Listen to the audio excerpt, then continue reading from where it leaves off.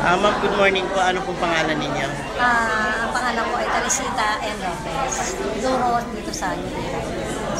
Ma'am Teresita, para sa inyo, itong mock election na to, sa tingin nyo kaya magiging maayos po kaya ito? Oo naman. Ginagawa namin na lahat ng paraan para maging maayos na pagiging halalan dito sa atin. Itong mock election na to. Ma'am, sa tingin niyo po ba yung sa mga tungkol po din sa mga voters na hindi marunong mag-computer, alam na sabihan niyo ba o alam po matutulungan niyo po kaya sila? Oo naman. Kasi yung mga BI namin dito ay mga ICT talaga sila.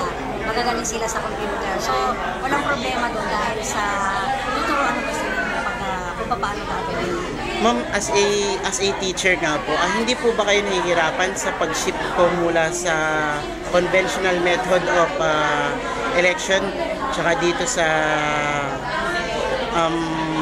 ito pong bago ngayon na electronic kasi election? very simple naman ang mga instructions na binibigay ng COMELEC kasi as a teacher kami naman ay aware din kami sa modern technology.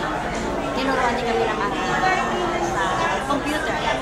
Pero hindi po ba kayo natatakot na kasi baka mamaya kayo sisihin pag nagkaroon ng kabereyang mga makina? Hindi, kasi ang inilagay dito na BEI, yun talagang magagaling na dito.